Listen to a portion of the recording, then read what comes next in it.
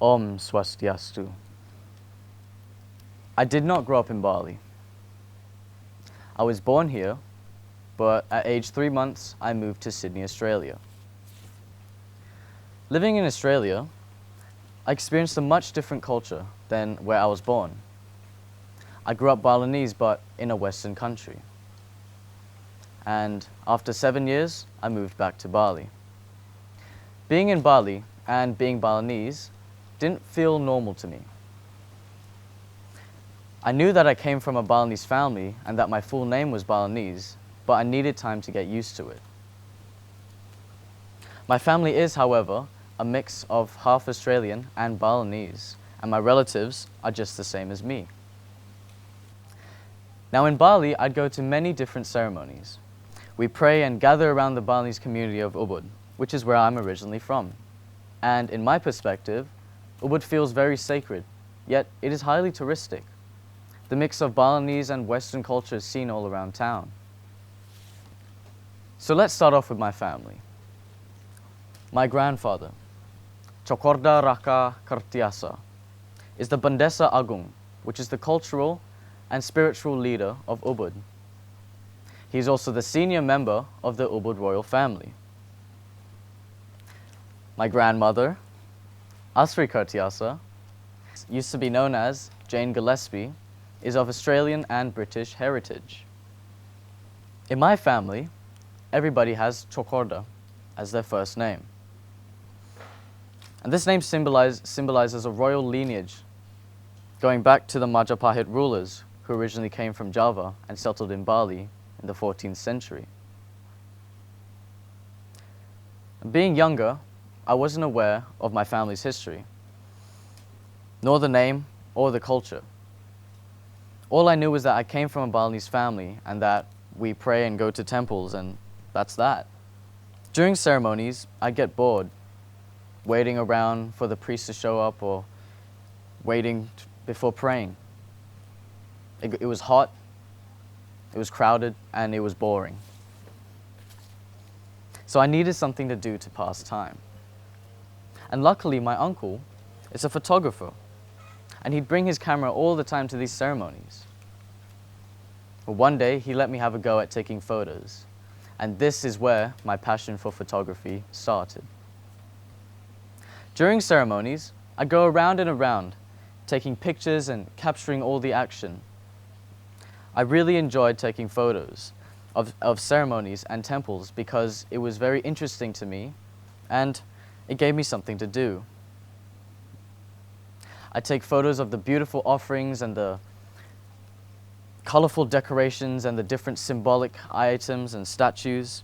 And I was really proud of myself for taking these photos because I'd show them off to my family and cousins, and they really liked my images, which pushed my passion into taking photos. And as time went by with countless amounts of photos, I still had no idea about the culture. I had thousands of photos, but no explanation of what was in them. And as I got a little bit older, something about that didn't feel too right. Until recently, one of my friends introduced me to a Vespa group in Ubud. And I enjoyed hanging around with them until I told them my name. They were quite surprised and suddenly had respect for me.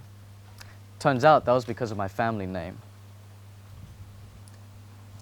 And after realizing that, I really didn't want to make a fool out of myself because I didn't want to feel embarrassed. I couldn't speak proper Balinese and I didn't have any knowledge of the culture. But I still continued to be myself and tried my best to understand them, or let alone make them understand me.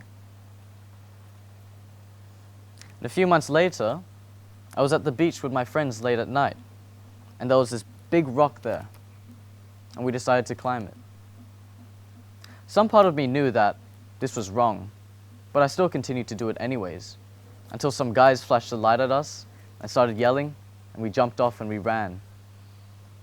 As it turns out, that was a sacred rock, and we weren't allowed to climb it. So I had a thought to myself. How can I be truly Balinese and still not know anything about the culture? Did I really deserve to carry this name? And did I really deserve to be Chokorda? And that was my spark of inspiration to create this project and to start a journey of self-discovery. So I thought to myself, learning everything about the Balinese culture, like am I going to be going to a lot of ceremonies and praying and reading a lot of books on Hinduism? Yeah, it sounded pretty boring to me.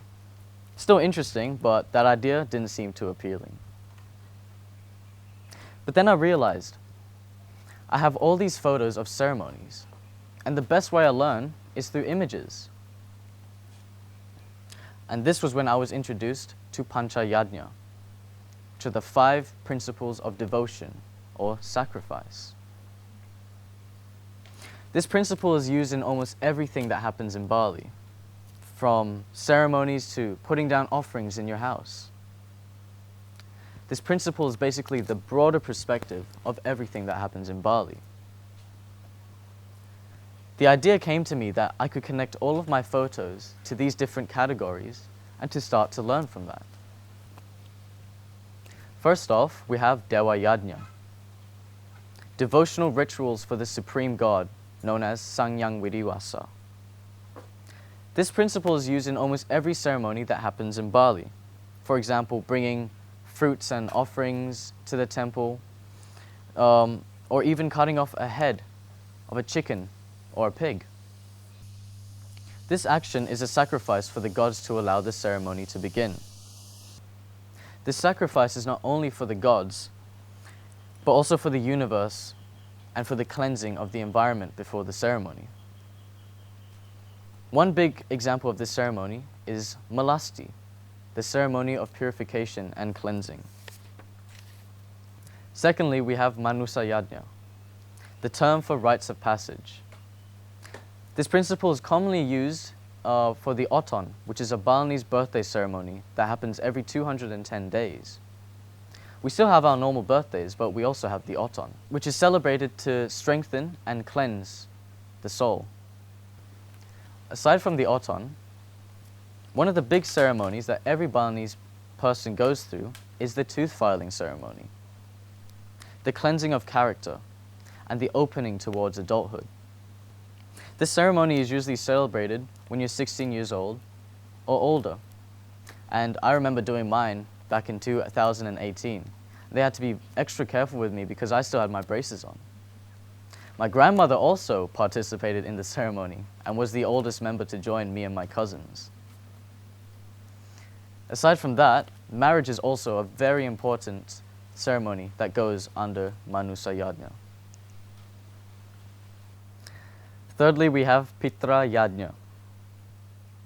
This revolves around death. And in Bali, when you die, you have a big ceremony and thus you are cremated. This ceremony is called Ngaben. And in the Balinese culture, they say that it is not the end when you die, and that the cremation isn't to just burn your body out of the world, but it is to cleanse your soul to become one with God.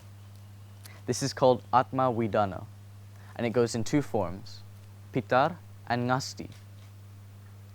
Pitar is the cleansing of the soul from bad karma, and Ngasti is the cleansing the soul from materialistic attachments. Fourth, we have Rasi Yadnya, to become a priest. Now in Bali, there are 2 types of priests.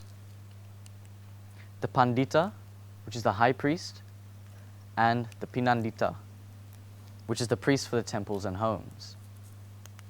In Balinese, we would call these the Podanda and the Pamangku.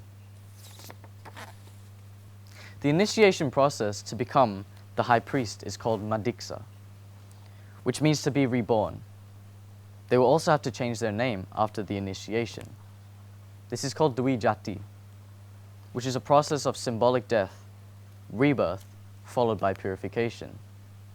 As for the temple and family priests, the initiation is called Mawintan, an initiation through purification. This is also called Ekajati, Dwi meaning 2 and Eka meaning 1. This is also a single process of purification without symbolic death and rebirth that the high priests go through. Rasa Yadnya is also performed by the general public in the form of donation and charity that are given to the priests. Lastly, we have Bhuta Yadnya. In Sanskrit, Bhuta means the elements that make up the world around us. This revolves around nature and earth spirits, anything opposite from human and God. These are small things that the Balinese people do, and not just in their temple, but in their homes and actions during their daily lives. For example, the saiban, which is an offering that you make before you eat, or those little treats in the chanang. And by performing these offerings, we assist in the organization of the elemental beings that live around us. And by doing so, we ensure their harmonious positioning and harmony rather than chaos in our surroundings. The main ceremony in harmonizing the environment is called macharu. Charu meaning beautiful and harmonious. And for larger ceremonies, the tawur is offered. And tawur means payment or tribute. Now, one of the things that always scare me before a ceremony begins is when they burn this bamboo and it pops. This is to scare away the evil spirits and to cleanse the area of the ceremony. After learning and gaining more experience about my culture and my family, it made me feel much closer towards myself as a Balinese and towards the community. Now, one thing I like to do after I take photos is to show them. But now I can show my photos that have a connection towards a story, which is why for this project, I decided to make a website containing all of my best photos that go into these different categories of Yadnya. I made this website to showcase my photos and to teach people what I have learned. And yet, I am still learning. There's still a whole lot more to learn about the Balinese culture. This is just the tip of the iceberg. And let's face it, every day we learn something new. Well, that saying goes for me, and plus a little bit of the Balinese culture. Thank you. Om Santi, Santi, Santi, Om.